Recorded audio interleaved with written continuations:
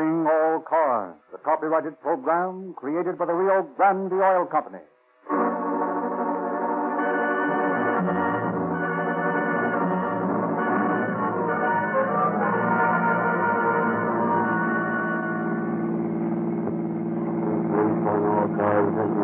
Broadcast 12, responding to the Los Angeles Times building.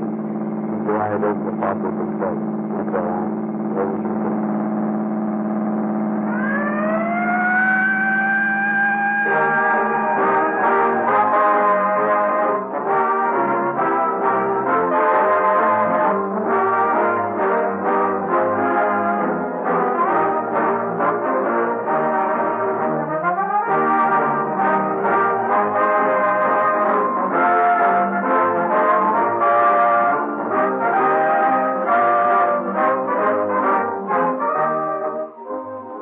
Tonight's case takes us back 26 years, when policemen were walking their beat, when it took an hour or more for police to arrive at the scene of a crime, when horses were considered more dependable than motorized fire engines, when ambulances usually arrived at an accident too late to help the victim.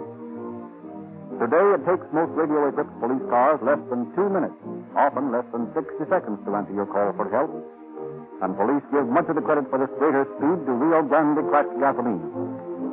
No other gasoline in this market, they point out, can start so fast, accelerate so rapidly, develop so much power as Rio Grande cracked.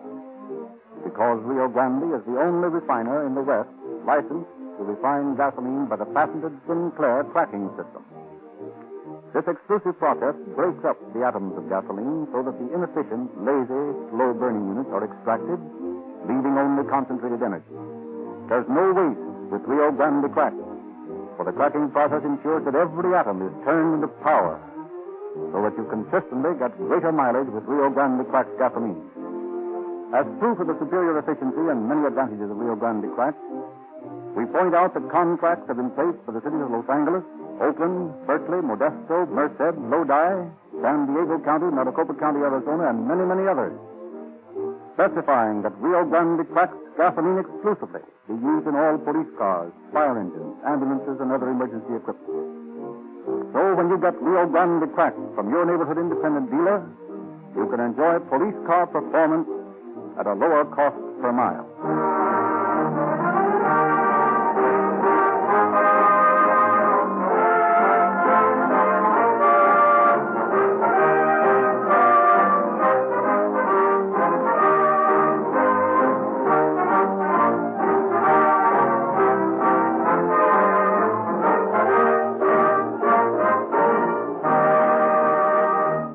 It is our pleasure to present Chief James E. Davis of the Los Angeles Police Department. Chief Davis. Good evening, friends. Every large American city seems to have some great catastrophe in its history which its citizens never forget. In Chicago, it is the Iroquois Theater fire. In San Francisco, it is the Great Fire which followed the earthquake in 1906. Here in Los Angeles, we have been fortunate in escaping such tremendous calamities. But we do have our own past, a horrible Holocaust which can never be erased from the memories of living men. I refer to the dynamiting of the Los Angeles Times building in 1910. Consistent with my effort to show you citizens how your police force operates, I am presenting tonight the story of this famous case only from the point of view of the commission of the crime and the splendid detective work which finally resulted in the apprehension and conviction of all the criminals involved. In doing so, it is not my purpose nor intent to champion either side of the argument. Tonight, in telling the story of the times, we are interested in facts, not opinions, in police work, not economic propaganda. So, with this brief explanation, I turn to Frederick Lindsley, who will carry on with the story of the Times building.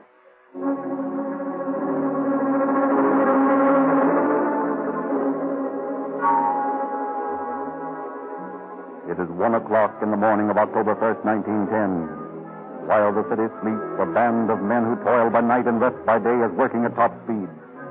From the far corners of the world, another page of history's book has been assembled. The morning paper is going to press. In the composing room on the second floor of the Times building, a line of men, green eye shades clammed to their heads, clatter at the linotype machines. In the engraving room on the sixth floor, mercury lamps throw their ghoulish glare. The dog watch in the city room sleepily eyes the clock, hoping that no big story will break to disturb their somnolent ease until 30 comes for them at 4:30. Seated by their silent telegraph keys, two men stand by in the wire room for last-minute news flashes. In the basement, the huge presses hungrily await the plates for the final edition. Horses and wagons stand ready in the alley to dash away with the ink-wet edition to carriers all over the city that Los Angeles may have her news with her morning coffee. The hands of the clock slowly move on. Activity increases as press time approaches. It is now 1:05, 1:06. In Ink Alley by the press room, another clock ticks ominously, unnoticed by any of the busy workmen in the building. The seconds pass. The clock says 1:07, and then... There's a roar that is heard 10 miles. The center of the Times building blows up. The force of the explosion snaps the girders supporting the second and third floors until there were two sticks in the hands of Seymour Conera. Down into the gaping hole hurtled the heavy linotype and fury typing machinery, carrying their operators to a crushing death. The gas main which feeds the building is ripped open and instantly ignited. A searing fountain of flame leaps through the building. Within a moment, the entire structure is ablaze. Workmen clutched in the freezing maws of horror rush to the fire escape to be met by a fiery wall through which escape is an impossibility. The two telegraph editors trapped in their rooms slowly burn to death. Compositors and linotype operators horribly maimed, arms torn off and legs broken, lie helpless on the floors the vicious fire creeps toward them. Their pitiful cries reach the street below, where all the downtown fire apparatus has already arrived, but rescue is an impossibility. No man can enter that seething funeral pyre and live. The reporters and editors on the dock watch in the city room of the third floor are forced to jump to the street. Those who survive the jump are crippled for life. Within a few minutes after the explosion, the last cry of the helpless victims trapped within the building has been smothered in the fevered embrace of the flames.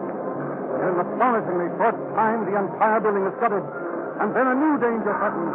As one after the other, the walls, lacking any support, sway, totter, and crash to the street. While a huge crowd of citizens hurled from their beds to the explosion are straining at the hastily rigged guard ropes. All night long, the fire rages, completely ruining the plant of the Times. Yet just a little later than usual the next morning, the Times is delivered to its subscribers, printed at an emergency plant for the battered, bruised, and bandaged survivors of the catastrophe. And early the same morning, Sam Brown, chief of detectives in the district attorney's office, takes over the investigation of the crime on telegraph order from District Attorney John D. Fredericks, who is in Mexico on a vacation. Brown and his force hold a council of war. Well, you all saw that thing burn last night. You've all investigated as much of the ruins as you could. Anybody got any ideas? Oh, I'm up in the air about it. It's a mystery to me. There is one lead, though. Or guess, I should say. What's that? Well, General Otis, the owner of the Times, has a lot of holdings in Mexico. A big ranch or something. No, you're wrong on that hunch. That building wasn't blown up on that account. My guess is that it's a labor battle. Well, you might be right, sir. Hey, Sam, here's a lovely little clue. What do you got in that suitcase? Dynamite. 80% dynamite. Well, for the love of Mike, keep it out of here. It's all right now. I disconnected the firing apparatus. Oh. Where'd you get it? It was left at Z. Handler's house. Z. Handler? Who's he? Secretary of the Merchants and Manufacturers Association. That proves that this is a labor battle. Well, let's see what this thing's made of. All right, here you are. Packed full of sticks of 80% dynamite. It's a simple mechanism. 2 dry cells produced and the circuit breaker welded to the alarm handle of this clock here. Let me see that clock. I see. Set for 1 o'clock. It was to go off at the same time as the Times blew up. They must have used the same kind of bomb there. But whoever did it was trying to save Joe on alarm clock. The spring on this one wasn't strong enough to make the electric connection. Just a minute, I got it. District Attorney's Office, Sam Brown speaking. Yeah? Well, listen. It's the same kind as we've got here. Yeah. Open it up and disconnect the batteries. That's right. Then bring it in here. Okay. That was a patrolman. He just answered a call from General Otis' home. They found a strange suitcase hidden in the shrubs under the general's window this morning. Whoever blew up the time sure wanted to make a complete job of it. We sure did. Let's take a look at this dynamite. Mammoth Powder Company, Marin County, California. Yeah. I sort of expected the plot started in San Francisco. Well, there's dynamite to lead. Boys, get packed up. We're leaving for San Francisco tonight.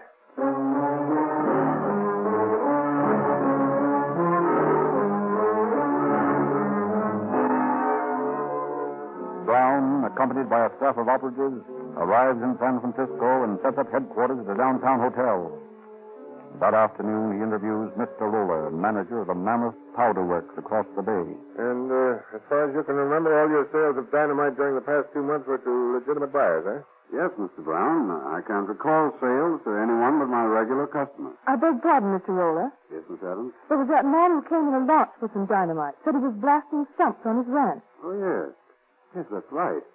I'd never seen him before, and Do you remember I remarked on the fact that the launch had new letters on it? When was this? Well, I should say about 6 weeks ago. What was the man's name? Oh, let me see.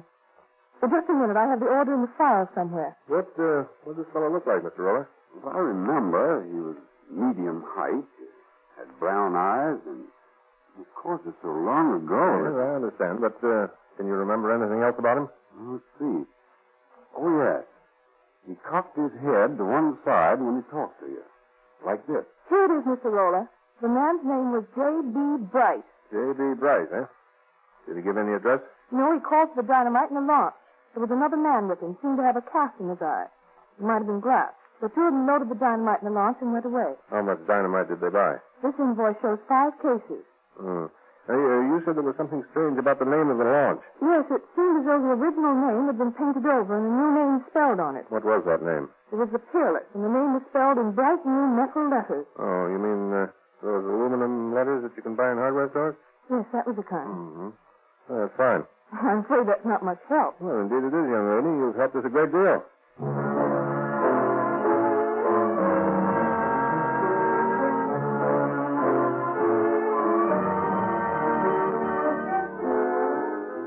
Brown splits his force and sets one half searching every hardware store in San Francisco in an effort to find the one which has sold aluminum letters spelling the word Peerless.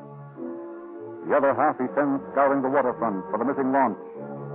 A hardware store is found which had sold the letters to a man who gave his name as J.B. Bryce.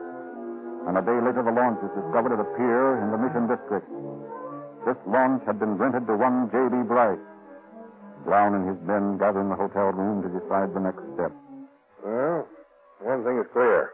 The man we want is J.B. Bryce. And probably that's not his real name. Undoubtedly, it's phony, but I'd just as soon arrest him under that name as any other. There's a great variation in these descriptions, though. Yes, but they all have one characteristic in common.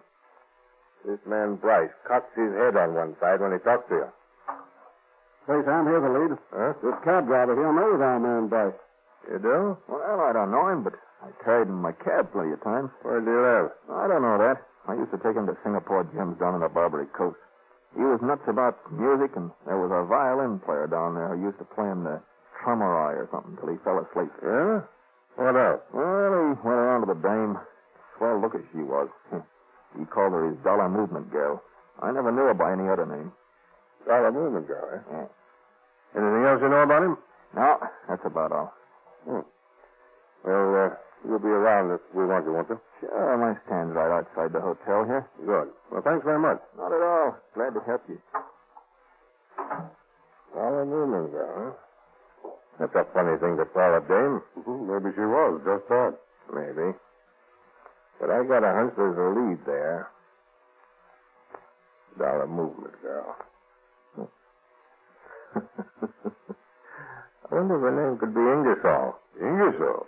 What do you mean? Well, Ingersoll is the name of a dollar watch, eh? Ah, come on, Sam. That's too easy. Not solving a crime like a damn novel. Maybe so, but I've got a hunch I'm right. I want you guys to cover the Mission District for a woman by the name of Ingersoll. Maybe I'm crazy, but I think we're on the right track.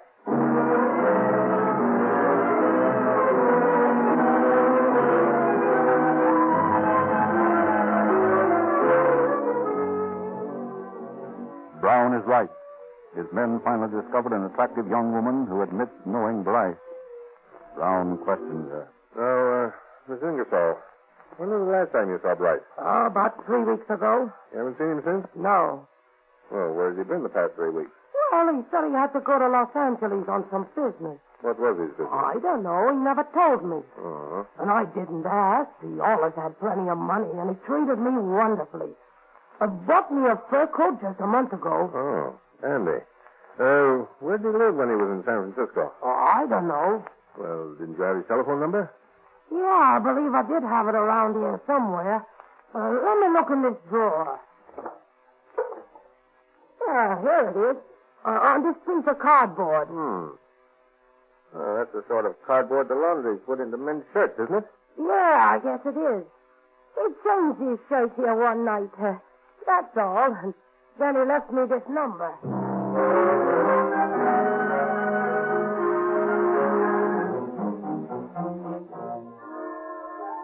The telephone number is that of the Argonaut Hotel. Inquiring, Brown discovers that Bryce had lived there while in San Francisco. There he interviews the room clerk, the bellboys, the bartender, all of whom had known Bryce. From each, he gets a description, discovers intimate facts about Bryce's habits, even to the name of his favorite cocktail. However, his investigation in San Francisco fails to reveal Bryce's present whereabouts, so Brown returns to Los Angeles, where his case against Bryce is found to be so complete that the attorney for the Merchant and Manufacturers Association is able to appear before the grand jury and obtain an indictment for murder in the first degree against one J.B. Bryce, fugitive. Once the identity of the suspect is established, Brown makes the first step toward the apprehension. In one of the rooms of the floor set aside for the Times bombing investigation, Brown has a table several yards long and 6 feet wide. It is covered with papers.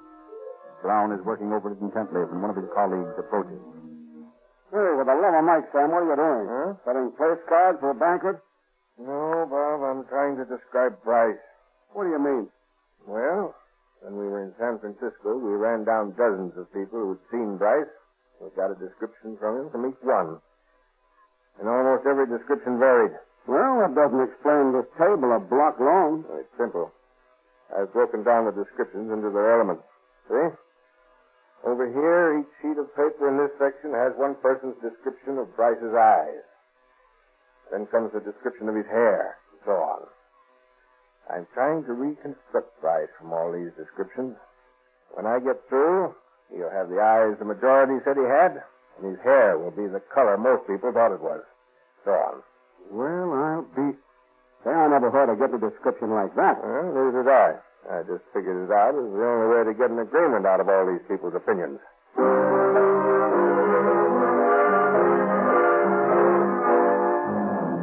Working day and night, Brown finally arrives at the description of the missing Bryce, which is a cross-section of all the descriptions given him by various witnesses in San Francisco. Then he has more than 200,000 circulars printed, reading "Wanted, Dead or Alive," and describing Bryce. These circulars are mailed to every post office in the world, from New York City to the Khyber Pass, from Spitsbergen to Tierra del Fuego. They go to every steamship dock, to every railroad station, and every hotel and saloon in North America. Months pass. Then, one night in a barroom in Chicago... Hey, Tom. Yes, sir?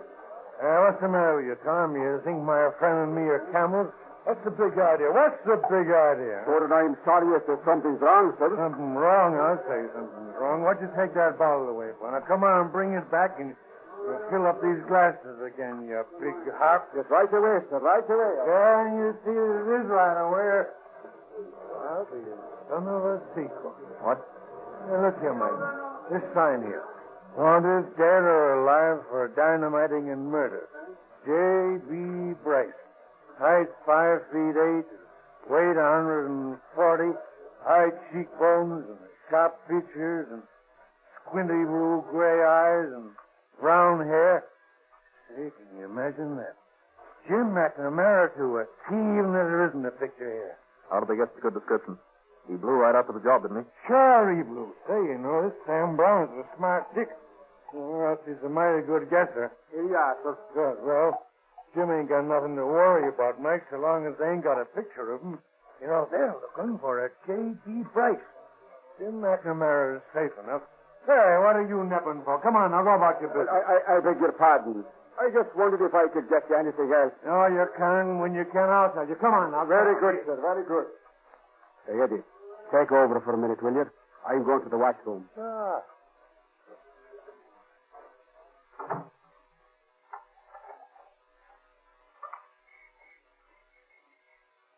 Hello, operator. Get me the police department. Yes. Hello. Listen, Sergeant. This is Tom Henry speaking. Yes, don't hear the chap is in the loop. Hey, I got a line on that guy that's wanted for bombing in Los Angeles. Yeah. Will I get the reward? Why, sure, it's on the up and up. Okay, you'd better hurry over here right away.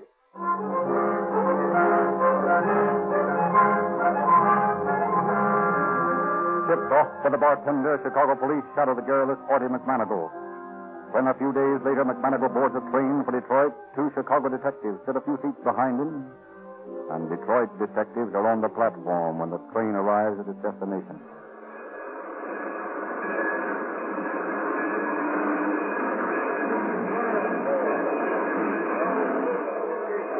Well, she's on time. Yeah. You know these Chicago boys that are shadowing the guy? Yeah, I worked on the case with Harris. I don't know the other guy. Hey, Frank. Yeah? See that guy with the black suitcase waiting at the passenger's exit? Yeah. Look closely. Fits the description of that Bryce wanted in Los Angeles. Yeah, it does. Come on, let's take him in. Wait a minute. There comes Harris and his partner coming down the platform. Let's see if the guy they're shadowing knows this fellow. All right. Yeah, he's shaking hands with him. There's Harris and his partner moving in. Come on, let's go.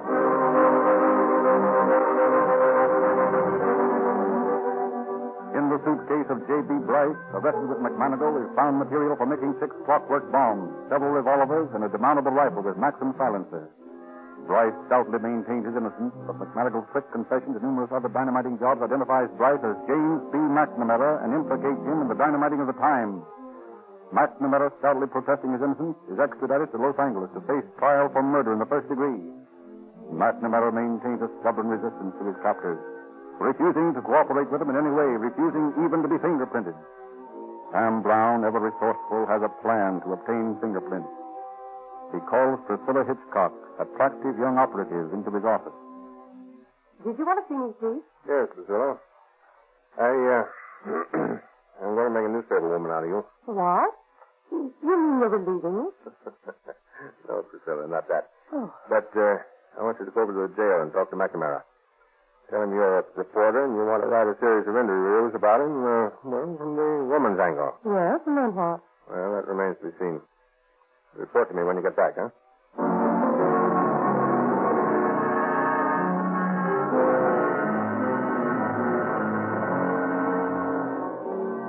For several days, Priscilla visits McNamara daily in his cell.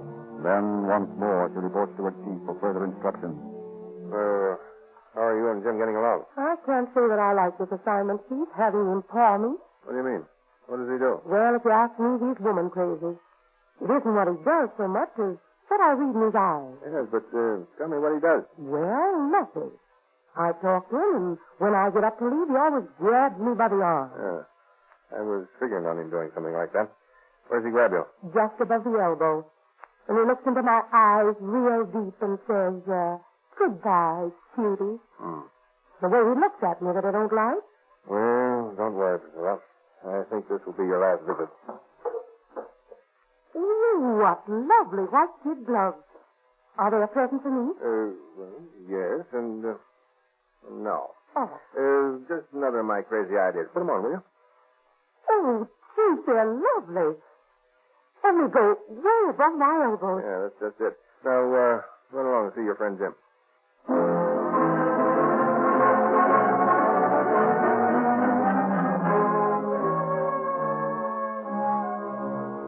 An hour later, Priscilla is back in Brown's office. Well, how'd it go? No, the same. Do I have to go back there again? Did he grab you by the arms and call you cutie? Yes, and dirtied my nice white glove. Let's see. Fine. That's just what I wanted. Now, What's the razor blade for? don't move, Priscilla. I'm about to ruin those nice new gloves of yours. Oh, don't. I can get them clean. Don't you dare. Wait till I get these sleeves cut off here. There. Now, don't touch them. Look, Priscilla. Did you ever see a prettier set of fingerprints in your life, eh?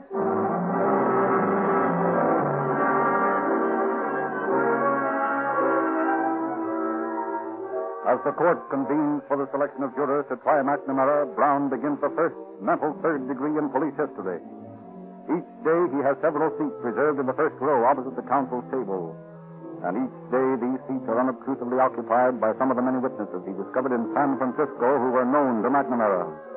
One day a bellboy and a cab driver.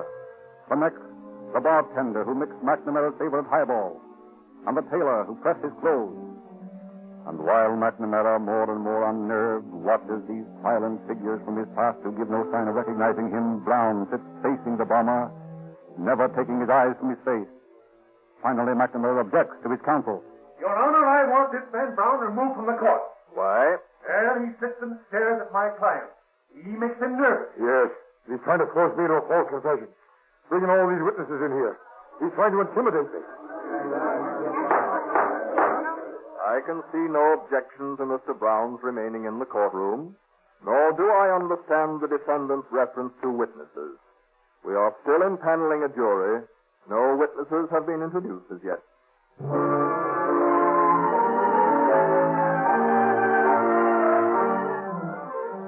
McNamara's nervous objection to Brown's mental third-degree methods is a fatal mistake. His reference to witnesses against him infers his guilt. Brown does not relent. The following day, McNamara's jaw drops. His eyes widen. Drops of perspiration materialize on his forehead as his dollar movement girl, smartly garbed in the beautiful fur coat he himself had bought her, walks into the courtroom and takes her place in the front row. McNamara cannot take his eyes from her. And then, faintly, from an empty room across the hall where Brown had placed him, the violinist, Ross, plays Träumerei. The sight of his beloved sweetheart, the sound of his favorite song are too much for the nerve-racked McNamara. Your Honor! Sit down, you fool. What are you going to do? Your Honor! Yes? Your Honor, I'm guilty. Stop all this waste of time. I can't prove my innocence when even she's against me. I did it, Your Honor. Sentence me now. I dynamited the tie.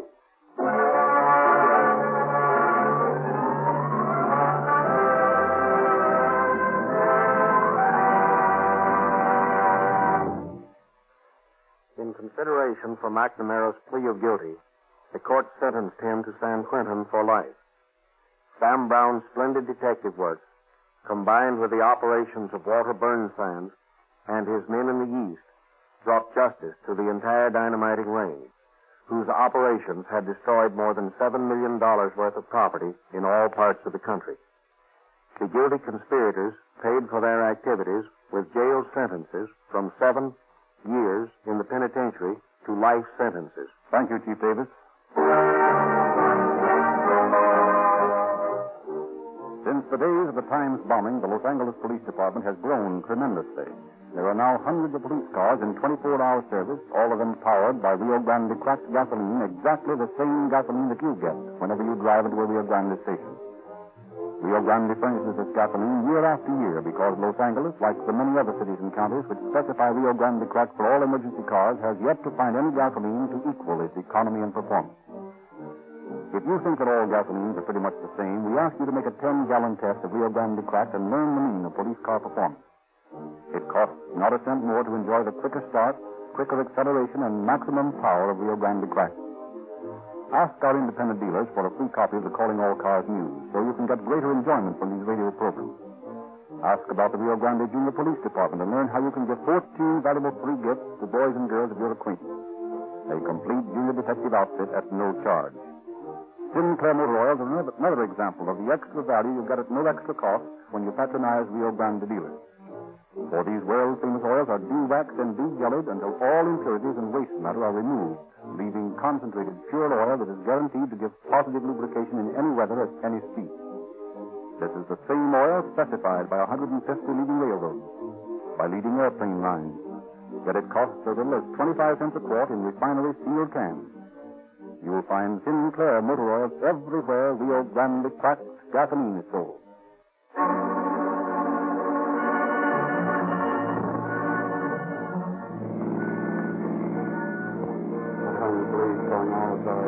by the campaign to broadcast 12. Back to the time, positive now, 7 control, roll the boat.